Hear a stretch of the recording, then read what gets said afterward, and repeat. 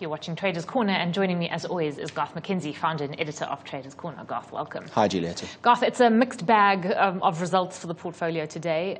Two recent trades that you entered into. But before we discuss how those have panned out, let's start off with the Dow Jones, which finally did break through 20,000, but now appears to have gone swiftly into reverse. That's right. We've been watching this Dow Jones 20,000 level for a number of weeks now, and we've been reviewing it each week on the show and saying, look, it's bumping up against 20,000 and it looks as if it's getting close to probably breaking to the upside. And I did say all along I felt the likelihood was that it would probably break out to the upside, and then my expectation was that it would break and probably run for a couple of 100 points. It got to about 20,200 and then it's promptly reversed and come back down, and it's now back underneath 20,000 again.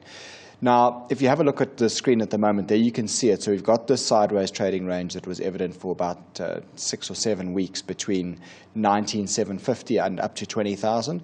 Then last week we got that breakout, but you can see it's come back inside. But now what's quite interesting to note is if I just expand on that boxed area that we're talking about over there now, have a look at the trading action over the last couple of days or so. You can see the market gapped up through the overhead resistance last week. And that sparked a breakout through 20,000, which was bullish. And often you would say a breakaway gap like that is quite an exciting thing. It possibly can run a bit further. However, we've then got another gap coming down. That was yesterday on Monday. And what you've got now is a situation where you've basically got an island reversal. And we haven't discussed this very often on the show, but it's called an island reversal because you can see it kind of looks like an island in the sense that I can see you giving me the strange look there. I'm really trying to find this island. It doesn't have palm trees and things like that on it, but it's a body of trade that is broken away from the rest of the chart by those two gaps on either side. Now, some technicians, if you really want to be pedantic about it, would say that the two gaps should actually line up so that there's a clear space in between. Effectively, there's no trade in those gaps at all, and that they line up on a horizontal level. But to my mind, I think the principle is still more or less the same. You get a gap up, which very often results in some short squeeze, and maybe some Johnny-come-lately buying possibly. And then once that is over and there's no further follow-through to the upside, then you suddenly get this gap to the downside. And when you get that situation, an island reversal is quite unusual to see. They don't happen often, and very often when they do happen, they mark significant turning points. And it's particularly unusual to see it on a very large equity index like the Dow Jones Industrial Average. And if you look at the S&P 500, it's done the same thing. So I think it's noteworthy to keep that in the back of our minds, the fact that we have got this island reversal, the fact that it's the breakout through 20,000 on the Dow doesn't appear to have followed through to the upside, and it's actually come back in. And if that's the case, then it does make me a little bit cautious in the near term that we might see possibly a bit more pulling back in these markets. Because I had an interesting chat yesterday with an investment strategist, and their thesis at the end of 2016 had been if you see short-term moves around in the US markets, especially around Donald Trump rhetoric, there would be buying opportunities in their view, but maybe they hadn't quite appreciated the sheer madness of what might be issuing forth from the president's office. And do you think, so maybe it's now you had the very positive sentiment pushing the markets to the upside, and now you're going to have a complete reversal of that. Do you think that's possible?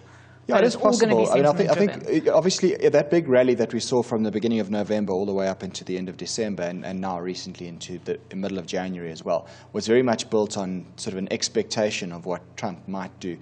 But I guess also there was possibly some feeling out there that he wasn't going to be able to get away with everything that he's trying to, or that he promised in his election campaign. But it certainly seems from his first 10 days in office that he's making a jolly good effort to try and get away with acting on all his election promises, and I think the markets are all rather shocked at the prospects of what he's trying to do.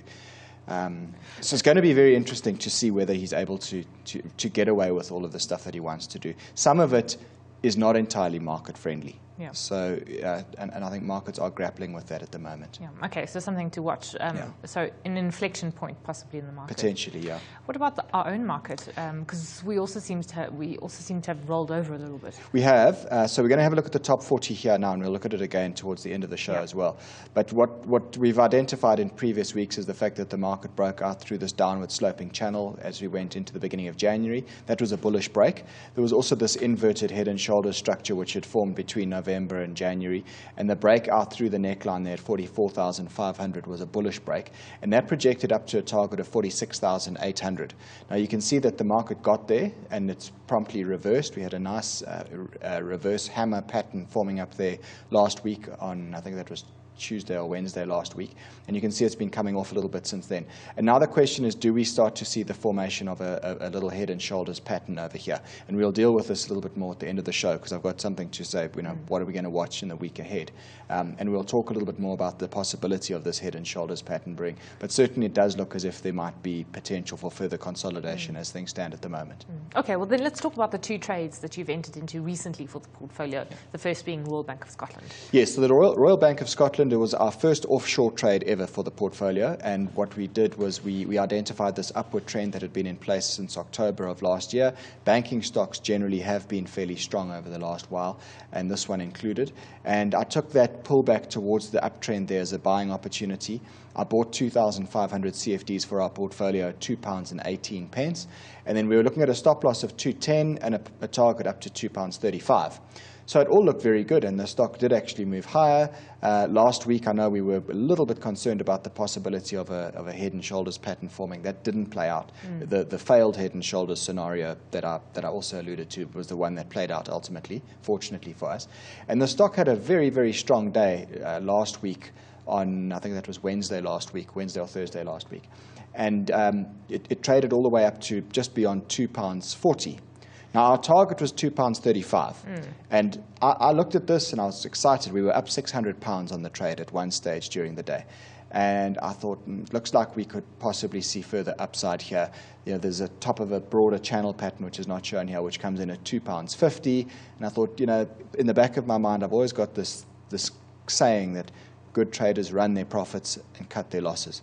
And I thought, let's see if we can get a bit more out of this trade and let it run a bit and see whether we can't actually get more than what our target level was. In the end, that was the wrong thing to do. And you can see that the long tails that we've got on the candlestick patterns over the last 3 trading days indicate that there's selling pressure up at those higher levels. So yesterday, I finally conceded that it's time to bank some profits on this trade, at least put some runs on the board, because it still is early in the year. So I sold out at £2.28. Which is below our target level. It means we made £235 after costs.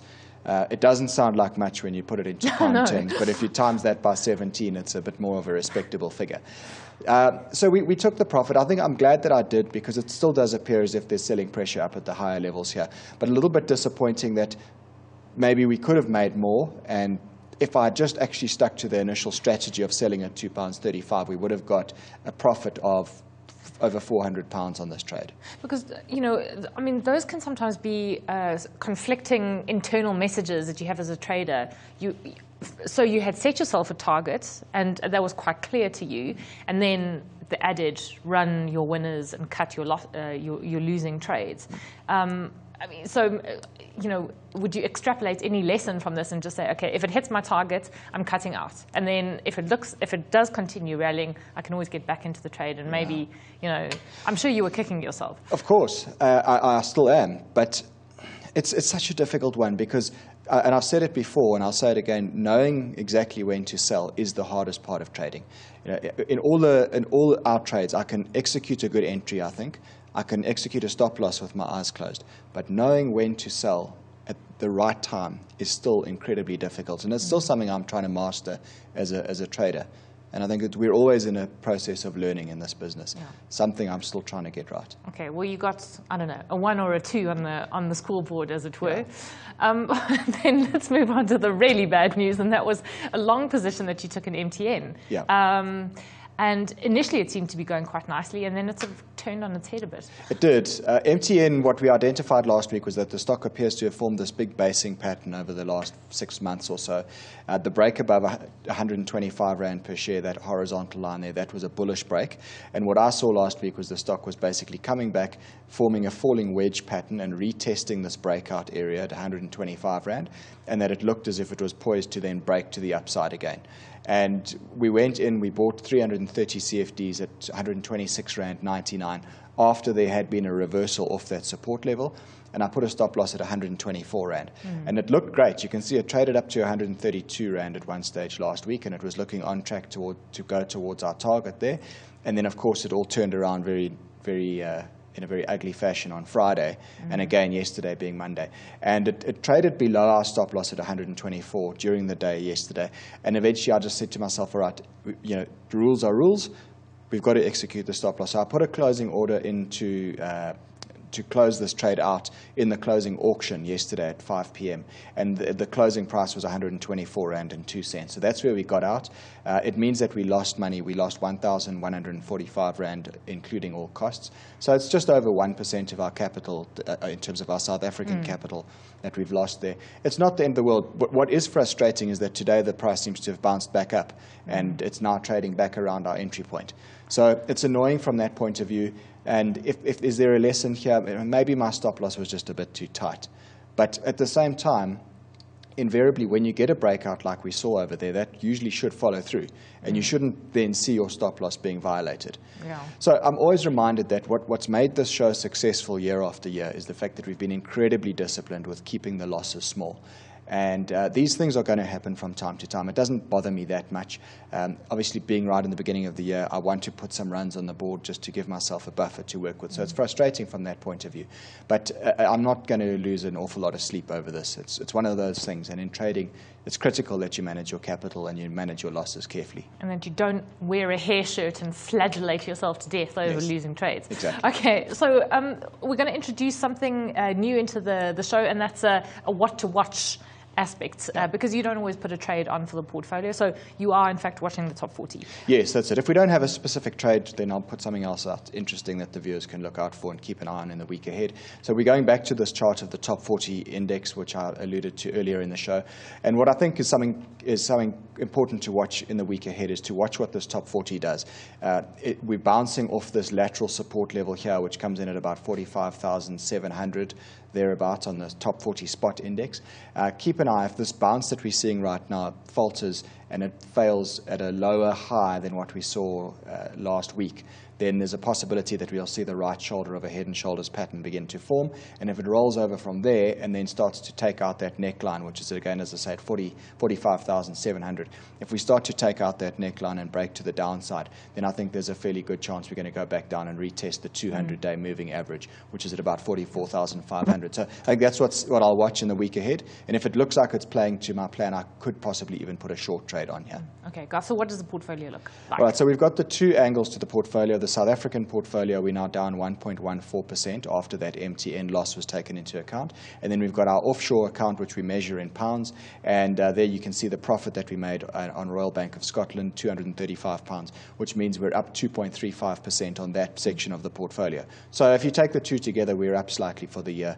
And obviously, we've got our eyes out for future trades on the show. Yeah. And then to end off with, you've got courses which are rapidly approaching. Yes, in about a week and a half from now, I've got an Understanding CFDs course in Joburg on the 9th of February and a high probability trading course on the 11th of February. So anyone that would like to attend either of these courses, please email me, garth@traderscorner.co.za, and I'll send you all the details. Okay. Garth, we have to leave it there. I know people can subscribe to get a weekly email alert. They better go onto your website and all the details will be there. This is Traders Corner, and Garth McKenzie is, of course, founder and editor of Traders Corner.